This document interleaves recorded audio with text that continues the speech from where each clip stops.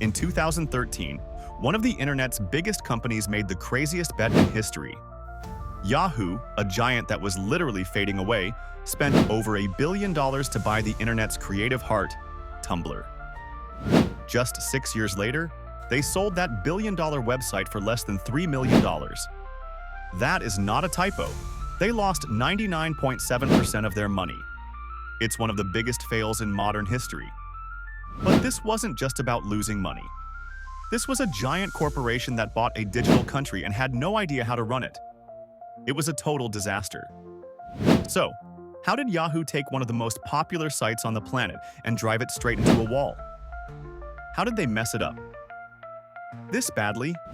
This is the insane story of the billion-dollar blunder that killed Tumblr, the golden age of weird. To understand how big of a loss this was, you need to know how epic Tumblr was. In the early 2010s, it wasn't just another social media app. It was its own universe. It was a blog, a meme factory, and a non-stop, chaotic conversation all at once. It was where the internet's best art, fandoms, and trends were literally born. A guy named David Karp started it in 2007 with a super simple idea.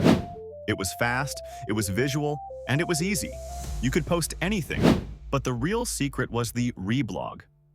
With one click, you could share something, add your own comment, and watch it spread to millions of people. It was a crazy creative chain reaction.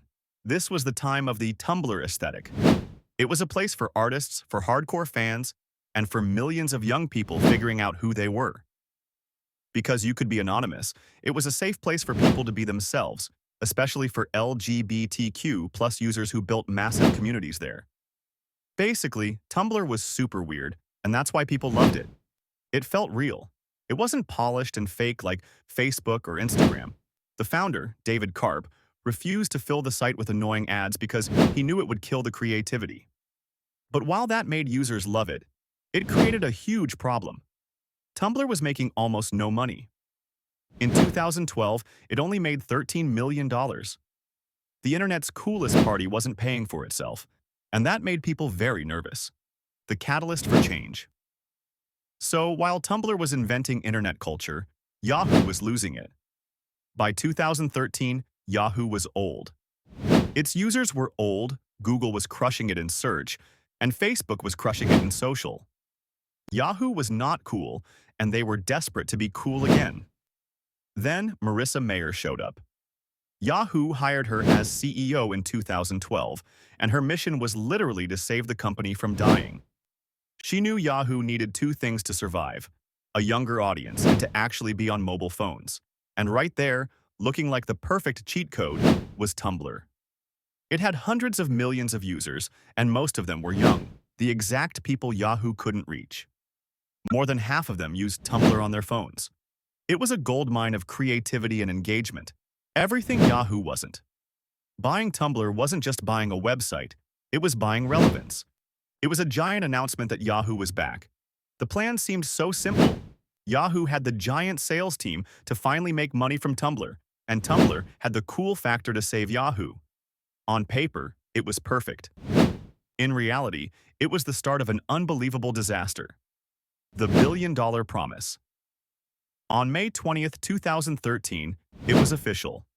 Yahoo was buying Tumblr for $1.1 billion. In cash. The price was insane for a site that made basically no money. Tumblr users immediately freaked out, terrified that the corporate giant would ruin everything. To try and calm everyone down, Marissa Mayer made a famous promise on her new Tumblr blog. She said, "We promise not to screw it up." No one believed her. An online petition to stop the sale got almost 170,000 signatures. Users knew this was a culture clash waiting to happen. Tumblr was wild, anonymous, and creative. Yahoo was corporate, boring, and known for banner ads.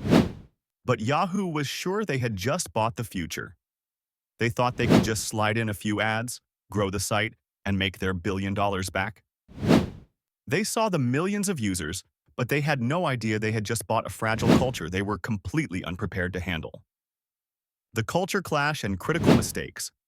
That promise to not screw it up fell apart almost instantly. They made so many mistakes because they just did not understand the platform. The first huge mistake was the culture clash. A former Tumblr employee said it was like a bunch of cool teenagers hanging out with your grandpa. Yahoo's slow, corporate style was the complete opposite of Tumblr's fast, creative energy. One person remembered a meeting where a top Yahoo sales boss had to ask what CES was the biggest tech show in the world. The Tumblr team was just in shock. The people in charge didn't even speak their language. The second mistake was how they tried to make money. David Karp and the users hated normal ads. But Yahoo had to make its $1 billion back. Their sales team, who only knew how to sell boring ads on a news website, had no clue how to sell ads on Tumblr. A former exec said it perfectly. Nobody at Yahoo ever understood what they bought. If you don't understand something, how can you sell it? This led to the third mistake. Everyone quit. In 2015, Yahoo got rid of Tumblr's expert sales team and just threw them in with their giant, generic sales force. It was a complete disaster. The only people who actually understood the community were either fired or left. They were literally gutting the company. Finally, the money problems exploded. Yahoo set this insane goal for Tumblr to make $100 million in 2015, and it wasn't even close. By 2016, Yahoo had to admit they failed. They announced they were writing off Tumblr's value first for $230 million, then another $482 million. In total, Yahoo admitted they had burned over $700 million. Their billion-dollar prize was now worth less than a third of what they paid. The point of no return. If all that was a slow-motion car crash, the final, fatal blow came on December 17, 2018. At this point, Verizon had bought Yahoo, and in a decision that would kill the platform, Tumblr announced it was banning all adult content. This was absolutely catastrophic. They had no idea what adult content on Tumblr even was. Yes, it was porn, but the ban's dumb algorithm also flagged everything else. Art, sex education, medical drawings, even pictures of old statues. It was a joke. It was censoring completely normal stuff while missing the things it was supposed to target. For the users, this was the ultimate betrayal. Tumblr was one of the only places people felt safe to be themselves. The ban felt like corporate censorship that wiped out entire communities and deleted years of work overnight. The reaction was insane. Users fled the platform. In just a few months, traffic dropped by nearly 30%. This was it, the point of no return. The amazing, weird soul of Tumblr was officially killed by a corporate decision. The aftermath and legacy. The end was quiet and embarrassing. In August 2019, Verizon sold what was left of Tumblr to Automatic, the company that owns WordPress. The final price? Less than $3 million. From $1.1 billion to under $3 million. They lost 99.7% of the money. Tumblr is still here today. It's owned by a company that actually gets it, and it's still a home for some communities. Gen Z actually makes up a lot of the users now. But it is a ghost of what it used to be. Its future is shaky, and big updates were recently put on hold. The story of Yahoo and Tumblr is now a legendary warning in the tech world. It shows you what happens when a giant company buys a culture it doesn't care about. They cared more about making fast money than the actual community. Yahoo thought it was just buying a website, but it was really buying a digital nation with its own rules, and they broke every single one. The golden age of Tumblr was a crazy time on the internet.